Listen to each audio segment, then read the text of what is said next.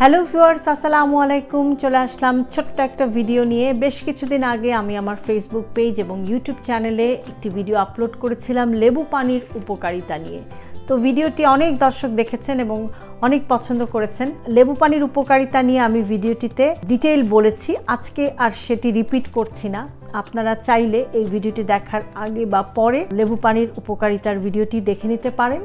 তো আমি ডেসক্রিপশন বক্সে সেই ভিডিওটির লিংক দিয়ে দেব। তো আজকে যে বিষয়টা নিয়ে কথা বলবো সেটা হচ্ছে যে লেবু পানির উপকারিতা নিয়ে আমি যে ভিডিওটি তৈরি করেছিলাম সেখানে অনেক দর্শক আমাকে একটি প্রশ্ন খুব কমনলি করেছেন, সেটা হচ্ছে যে গ্যাস্ট্রিক আলসার বা গ্যাস্ট্রিক অ্যাসিডের সমস্যায় যারা ভুগছেন তারা এই পানীয়টি নিরাপদে পান করতে পারেন কিনা। এই প্রশ্নটির উত্তর দেওয়ার আগে প্রথমেই যেটা বলতে হয় যে আসলে লেবু তো আমরা সবাই জানি যে লেবু হচ্ছে সাইট্রিক অ্যাসিড, এর মধ্যে প্রচুর পরিমাণে অ্যাসিড থাকে এবং যে কোনো ধরনের অ্যাসিড জাতীয় সাবস্টেন্স বা মেটেরিয়াল যখন আমাদের স্টমাকে গিয়ে পৌঁছায় তখন কিন্তু এটা আমাদের স্টমাকের লেয়ার বা পাকস্থলীর যে আবরণটা আছে সেখানে কিন্তু একটু ইরিটেশন বা একটু অস্বস্তি তৈরি করতে পারে। কিন্তু আপনি যখন পানির সাথে লেবুটা মিলিয়ে নিচ্ছেন তখন কিন্তু দেখা যাচ্ছে যে এটা অনেক ক্ষেত্রেই ডাইলিউট হয়ে যাচ্ছে, অর্থাৎ লেবুটা সরাসরি গিয়ে স্টমাকে যাচ্ছে না, এটা পানির সাথে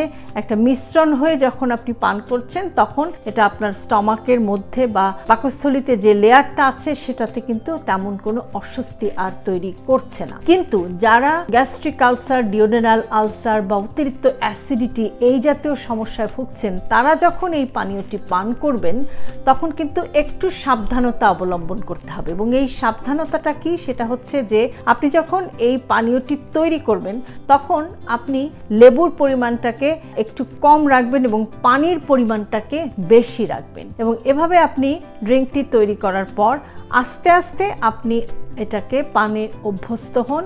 আস্তে আস্তে আপনি একদিন পান করলেন, 2 দিন পান করলেন, 3 দিন পান করলেন, আপনার বডির সাথে ধীরে ধীরে এটাকে অ্যাডজাস্ট করেন আপনার পাকস্থলীর সাথে। এবং যদি দেখেন যে আপনার কোনো সমস্যা হচ্ছে না তাহলে কিন্তু এই পানিটা আপনি কন্টিনিউ করে দিতে পারেন।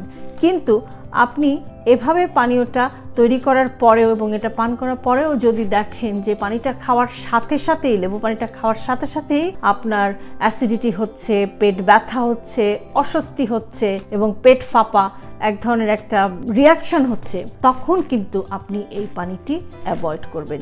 ইন দ্যাট কেস এই পানিটি আপনার জন্য না। লেবু থেকে তো আমরা আসলে মেইনলি পাই ভিটামিন সি, তখন আপনি সেই ভিটামিন সি অন্যান্য খাবার থেকেও আপনি এটা নিতে পারেন। নট ম্যান্ডেটরি যে লেবু পানি আপনাকে পান করতে হবে। যদি এটা আপনার বডিতে অ্যাডজাস্ট না হয় তাহলে কিন্তু এটা অ্যাভয়েড করাই আপনার জন্য বেস্ট চয়েস। তো তারপরেও যারা গ্যাস্ট্রিক আলসারের সমস্যায় ভুগছেন তারা যদি এই পানিটি পান করতে চান তাহলে যেভাবে বললাম যে আস্তে আস্তে আপনারা আপনাদের বডির সাথে এটা অ্যাডাপ্ট করবেন এবং 1 দিন, 2 দিন, 3 দিন এটা দেখবেন যে কিভাবে আপনার বডি এটাতে রিয়্যাক্ট করছে। যদি বডি আপনার পারমিট না করে দেন নো নিড টু ড্রিঙ্ক ইট।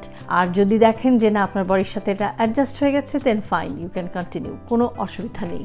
আরেকটি জিনিস সবসময় খেয়াল রাখবেন যে প্রত্যেকের শরীর আসলে ভিন্নভাবে রেসপন্স করে। আমার শরীরে যেটা অ্যাডজাস্ট হচ্ছে আপনার শরীরে নাও হতে পারে, আপনার শরীরে যেটা অ্যাডজাস্ট হচ্ছে আমার শরীরে নাও হতে পারে, এটাও একটা বিষয়। তো যে কোনো কিছুই যখন আমরা আমাদের ডায়েটে যুক্ত করি বা আমরা নতুন কিছু যখন আমরা আমাদের ডায়েটে অ্যাড করি তখন আমরা তো কথা বলছি, প্লাস আপনি চাইলে কিন্তু আপনার রেসপেক্টিভ ফিজিশিয়ানের সাথেও কিন্তু বিষয়টি নিয়ে একটু আলোচনা করে নিতে পারেন। তো যে প্রশ্নের উত্তরটি দেওয়ার জন্য ভিডিওটি তৈরি করেছিলাম আশা করি আপনারা উত্তরটা পেয়ে গেছেন। তো আমার আজকের এই ছোট্ট ভিডিওটি যদি আপনাদের কাছে ইউজফুল মনে হয় তাহলে অবশ্যই ভিডিওটিতে একটি লাইক দেবেন, কমেন্ট করবেন, আপনার ফ্রেন্ডস অ্যান্ড ফ্যামিলির সাথে ভিডিওটি শেয়ার করবেন। আমার ফেসবুক পেজ, আমার ইউটিউব চ্যানেল এবং আমার TikTok account with doctor Shahnaz Chowdhury আপনারা ফলো করবেন। ইনশাল্লাহ আগামীতে আবারও আপনাদের সামনে হাজির হয়ে যাব আরেকটি নতুন ভিডিও নিয়ে। সে পর্যন্ত সবাই সুস্থ থাকুন, নিরাপদে থাকুন। আল্লাহ হাফেজ।